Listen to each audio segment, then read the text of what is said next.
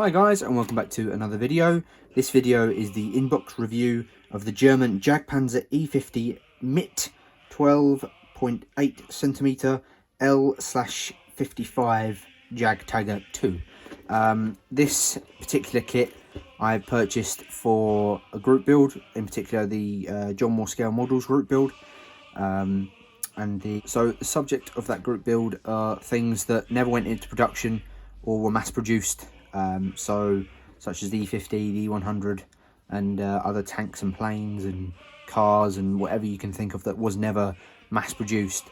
You can do that, or because sadly one of our fellow modelers, Paul Smith, died recently. He's also added to the categories. You can either build submarines or you can build a Zvezda kit as well, because Paul loved to build submarines and Zvezda kits. So yeah, so getting straight on into it, as you can see, nice box art here. This particular one says Fist of War up there, but on the side, and we're going to get it in, yeah, just about, Model Collect. Apparently that's the actual company. Yeah, Assemble Series for collectors. So Fist of War, Model Collect. I've never really built anything from them before, but I have had a look just to see what's in it and what it's like, and I'm very excited and curious to see how it's going to come along, as it says there, in 1/35 scale. So just opening up the box, put that over there. Right, so all still in its wrapping. You've got all the sprues there and together. You've got the top half of the hull and the bottom hull, and then the tracks. I will be going through this in more detail in a minute, but you've got what, four or five screws in there, and then you've also got the hull parts, and then only 2 bags, and then it's got the side skirts, the rear panel, and all the tools. It's very nice, and then the upper turret half and part of the gun, and it's unfortunately it's a 2-part gun. So you have to glue it together, but a bit of sanding can fix that. So yeah. So then, first starting off with the instruction manual here, you've got a load of blurb in, looks like Japanese, on the front, and then again in English. This is all to do with the series of tanks and sort of the history behind the design, and then you've got all the stats as well there. So you guys can pause if you want to read that. So just opening up on the first page, you've got sort of a painter's guide of some, I think, yeah, it's just one, of like a, well, it's not really a painter's guide, it's more just pictures of the camo and the tank itself, and then a bit of made up storyline, it looks like, because this is sort of what if, like what would have happened if the war went on to 1946. So yeah, that's quite interesting there. And then some more about sort of the made up battle, but if you guys want to read that, you can just pause there. So on the first page, like parts page here, you can see all the sprues you've got here. So obviously the tank tracks, which are link by link tracks, apart from a few short span parts for, I'm guessing, for the straights, for the bottom and top. And then you've got the wheels and the sprockets, drive sprockets, and then the turret and the gun and the lower and upper hull. You've also got the side guards there as well, and then the tools and the tow rope there as well. And then on the first page, it's you putting everything into the turret. So you've got putting the gun mount together, and then you putting things into the firing compartment. So putting the gun mount into the hull of the turret, and then the barrel, 2-part barrel, and then gun mantlet, obviously, and then the barrel going into the gun mantlet, all the spare detail parts, putting the actual gun onto the gun mount there, and then more doors and spare hooks and everything like that going on, which is very nice.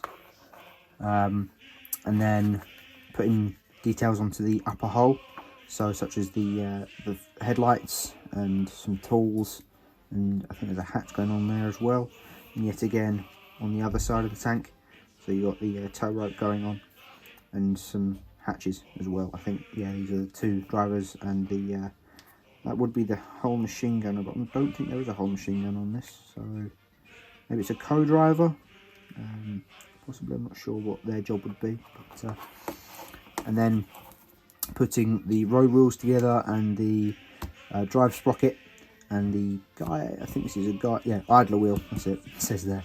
Look at it, Archie, look at it. Yeah, so the road wheels, drive sprocket and the idler, putting them all onto the tank, and then putting the tracks together, which is going to be fun considering I've never done link and link tracks before, so that'll be quite interesting to do. And then putting the rear detail onto the exhausts, onto the back panel, onto the back plate, and then fitting all that onto the upper hull, lower hull, sorry, and then the well, the tow hooks going on there as well. And then you've also got, and then you've got the upper hull going on to the lower hull, so that puts the two halves together. And then obviously the side panels there, sort of like track guards going on the side, and then the turret going onto the body, as you can see, which does look very detailed in the picture, because obviously you've got all the hooks and riveting detail around the mantle and everything like that. And then some more paint call outs, and you've got more colour call outs up there as well, which is quite nice. I think I might do this in a camo scheme, something similar to this, purely because I've never done it before, so I think it'd be quite interesting to do a funky camo scheme or something like that, so that'd be quite nice to do. As this says, the 4th Panzer Army, Unknown Tank Crew, August 1945, Battle of Kursk. Yeah, it's a very nice instruction manual, really well presented, got some really nice detail, and very well made as well. Right, so I've now cut open the bag, and on top here we've got the upper and lower hull, so have a look at those first. Here is the upper hull. As you can see, you've got really nice welding lines there. That's really nice detail on the panels there as well. I think these are mud guards with extenders, it looks like. I think that might have folded down, it looks. Yeah, there's a hinge moulded there, which is very nice. So you've got hatches here for the driver and would-be gunner, but I think it's driver and co-driver. And then you've also got some viewports there as well. These viewports do not have clear glass parts to put in them. They are purely just solid bits of plastic, but at least they're there. And then you've got the grills for the engines. These are open grills here, whereas these, well, 8 are just moulded, but it's nice that they're there anyway. And you've also got the engine bay door, I guess if you call it, engine room door on the top there, which needs to be separately fitted as well. Obviously plain on the underside, and then you've got some underside detail on the lower hull. Looks like probably maybe some hatches for getting to some of the movements, maybe. I'm not 100% sure. I know on this Sherman they had an escape hatch at the bottom of the tank, but I don't think they would put it into this one. Maybe not, I'm not sure, but at least you've got some detail on the bottom of the tank there. And then and then going on to the drive wheels and the drive sprockets and the idlers. They look quite nice. You've got all the the rivet detailing and nuts. I think they're mostly nuts and bolts and stuff there. And then you've also got the suspension blocks here, it looks like, and they are in 2 halves. And then I think this sprue is exactly the same as the last one. Again, obviously got for the other side, so that's quite nice as well. I'm just going to put these down here. And then you've got the track sprues. Now, as I said before, I have never done link and link tracks, or, you know, glue together tracks. I've only ever done rubber band tracks before. So this is going to be interesting. I know some people say that link and link tracks and glue together tracks are nicer and easier to weather than the rubber band tracks. I know some people have said otherwise, that they're both the same. I mean, I personally, I can't really get along with the rubber band tracks with weathering. I do my best, but it seems like I'm never really very good at it, so I need to try and perfect that. But I'm hoping, because this is a bit more solid, that I'll get on with this a bit better. So just going in closely, you've got all the hinge detailing there, and the teeth, I'll call them teeth, that run along in the ruts of the wheels. And then the other side, you've got the tread side, which is nice detailing there as well. And that's both sprues. I like that as well. So I'll get the other bag out and we'll go through the other bag. So now we've opened bag 2. On top here you've got the sprue for the turret and the gun. As I said, it's a 2-part gun, so that'll be quite interesting, getting rid of the seam line there. Either that, or I may try and buy a full metal barrel, but at the moment, because it's pretty much Christmas, I don't think I'll have enough money to do so. So I think this will do for now, and it'll be quite nice. So at least, obviously, it's got a gun. But yeah, so looking at the detail, you've got nice, oh, if you can see that, there you go, nice bolt detailing around the, looks like, well, it's not really a copula, around the hatch there. And then you've got some viewports.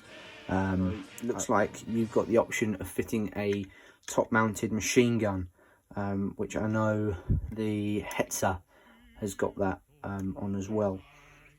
So that's quite nice. And then you've got the door at the back of the turret, which will be quite nice. I don't think I'll have it open, because the only detail you're going to see is the gun. So I'm not sure. I think I'll keep that closed.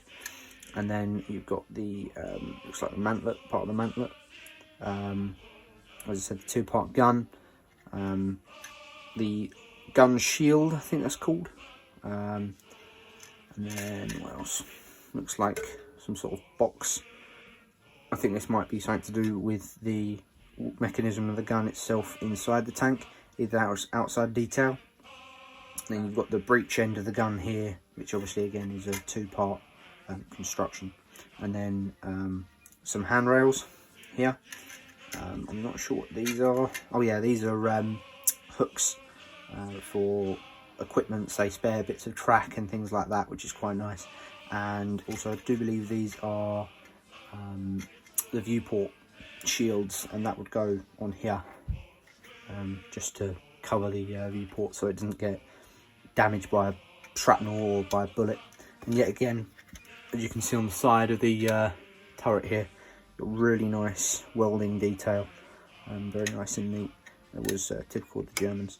But yeah, it looks really, really nice. I mean, you've got a bit of discoloration in the plastic here, where it's set at different temperatures, set at different speeds, but that should be okay once it's all painted. So that's very nice. And then you've got the side guards, track guards, mud guards, whatever you want to call them, which are quite nice, which I might do some battle damage to. I'm not sure.